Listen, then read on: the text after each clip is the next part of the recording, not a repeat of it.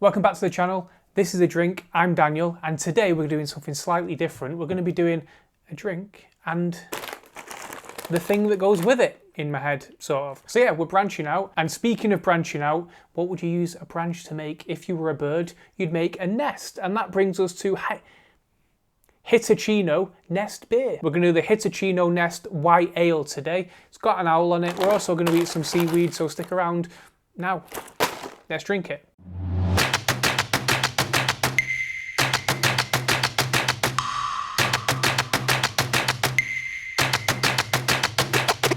Now, if you know me, you'll know that I'm a simple man and I've avoided Japanese stuff most of my life because I'm allergic to sesame. And since I can't eat sushi, that means that I can't watch anime, I can't watch sumo wrestling, and I especially cannot play Nintendos in my little brain. But a little while ago, I discovered that, in fact, sesame only accounts for about 0.00001% of Japanese culture, which means I should probably stop being a fool and actually try some Japanese things. So here we are, Japanese thing. So this is the Hitachino Nest Beer, and it comes from, you guessed it, glorious Japan. Glorious Japan. We love Japan. It's a 5.5% white ale. I'm not sure what a white ale is because I've never seen a beer advertised as such before. So we're going to find out together today.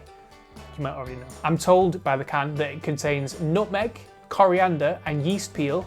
I hate all of those things. So let's see how we actually get on with this beer. So I'm told Hitachino prides itself on its perfection in its brewing process, and they refer to it as, let me look down here because I can't remember these things, kodawari, and it's a Japanese word which means the uncompromising and meticulous engagement of perfection. So this should be the perfect beer, so yeah, I'm excited for this. Now, as far as can art goes, it's got an owl on it, and that's the reason that I bought it. I love owls. I love owls so much that, yeah, I would buy anything with an owl on it. In fact, I love owl facts as well, such as, did you know that an owl's head does not spin all the way around like people will lead to believe?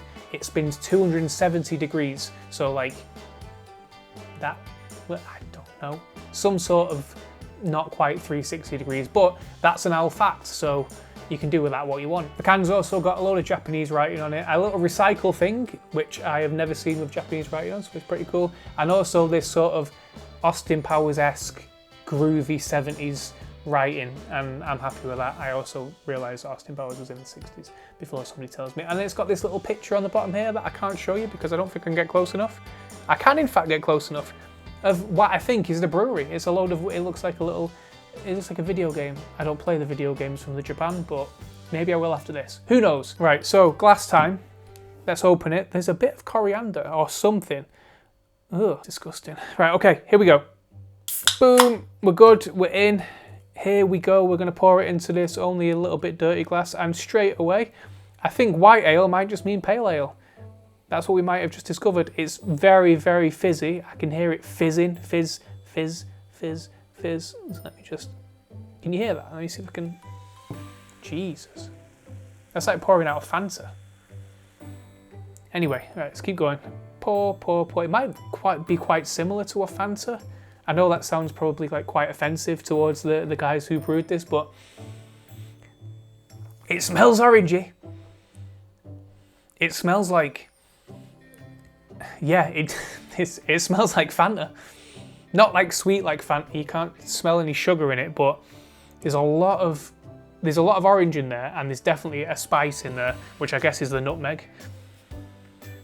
But yeah, it's kind of, it's not got much of a head on it, which I was expecting more of. That might be my fault. But let's do the finger test for the heads. Here we go. Not two. Not even one. It's maybe like a little baby finger. So we've got a baby finger head. Pinky finger. Okay. Stop talking about it. Stop smelling it. Yeah, it's kind of like, it's going to be sharp. I can taste it. It's going to be sharp. It's going to be like, there's going to be like a crispness to it. Just because of the, I don't know what it is. Let me, before I spill it all over the place. Soft and flavourful is what I'm told from the side of it. It's gone completely, not flat, but like no head on it, and I'm burping already. Right, here we go. Let me go into it.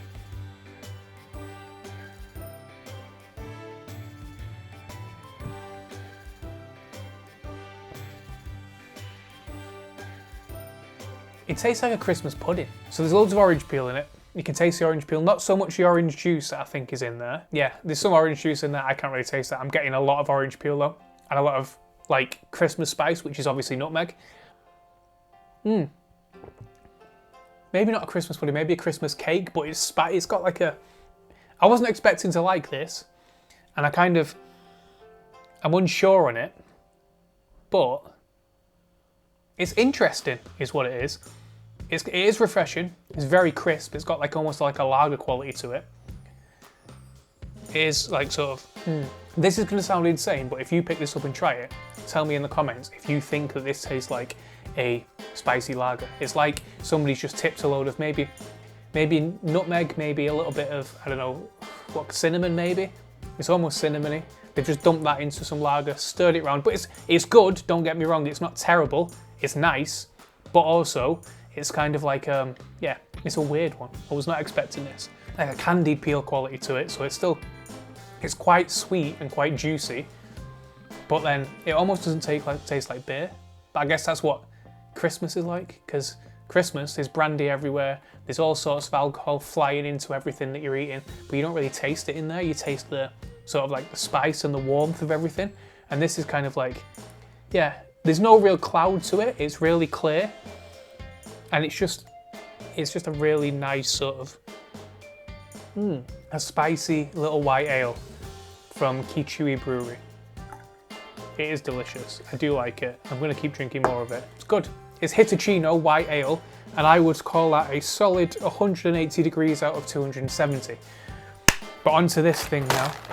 This is what we need to do next. This is not strictly Japanese, because I'm a clown, but this is Hitachino, which is a crispy seaweed snack. It's wasabi flavoured, so that's exciting. It is from Thailand, because I'm an idiot and didn't read the packet until I got out of the shop and got home. But I was like, it's seaweed. People in Japan like seaweed, even if it's not directly from there, like, yeah, whatever. I like Tunnocks tea cakes, but I'm not Scottish, so same thing as far as I'm concerned. Now, with the wasabi flavour, there is a little man there, I don't know if you can see him. He's there and he is blowing steam out of his actual head, and there's a tear in his eye, so I'm anticipating that these will be quite spicy. So we shall see. Something just flew out. This initially smelled straight away like, oh my lord. There's bits of seaweed going everywhere. I was expecting this to be way more crispy. Okay, so there's dust flying everywhere from it, but it's literally a stick of seaweed. Almost the same consistency as a frazzle, if you know what a frazzle is in the UK. Bit wobbly. So yeah, let me just try it. It's got, it's quite spicy, but it's got the consistency or the taste of like a, straight away like a prawn cracker. It smells like the sea, which I think is obviously because it's seaweed, but it smells really good. Now, two things with this. They're a messy food. There's a lot of seaweed dust everywhere. Second thing is, I don't think there's enough wasabi in these. What I'm getting is wasabi, which is obviously wasabi, but I'm getting like a lot of like the sweetness almost of American mustard, which I don't want American mustard. I want wasabi. I want it to be this man on the packet. And blowing my ears out with the steam, and it's not happening. It's kind of just like, they're fine. They're like a stale prawn cracker with a bit of almost cabbage taste to them. I don't know that I'd buy them again, but they're not bad. Let's see if they go with a beer. So, bit of crispy seaweed. So I'm hoping the nutmeg in this doesn't interject, upset me. I can't get it off my lips. Sorry about this, it's terrible. They're like perfect, they go really well together. Like the saltiness of these and sort of like the wasabi-ness. Let me just see if I can, there we go. Oh, there we go, that's the wasabi. You take a big bite of them and you get the wasabi. Oh. Yes, these are good. What are they called? Hitachino. Yeah, please buy these because they're nice. I know they're not strictly Japanese, but I don't care. They're delicious. The beer's pretty good too. So that's the video, I think. The Hitachino Nest Beer White Ale, delicious. The crispy seaweed, pretty good as well. I don't have a rating system for snacks yet, so we'll see. Two little men blowing their ears out of 3, which is, I think, very high praise indeed. And that's the end of this video. So if you have anything to say about the beer or about the video that you've just suffered through, then pop it in the comments below. If you would like to leave a big thumbs up for me, because that would be really useful, then stick that on the bottom there too. And if you want to subscribe for more beer and snack related things and maybe food related things, let me know. And what do you mean let me know? Are you going to write into me, say I would like to subscribe, and then I'm going to allow you to do it? Just subscribe, just do whatever you need to do. Yeah, I can't get up and wander off because I'm sat down again, so thank you for watching, and try some seaweed. Bye.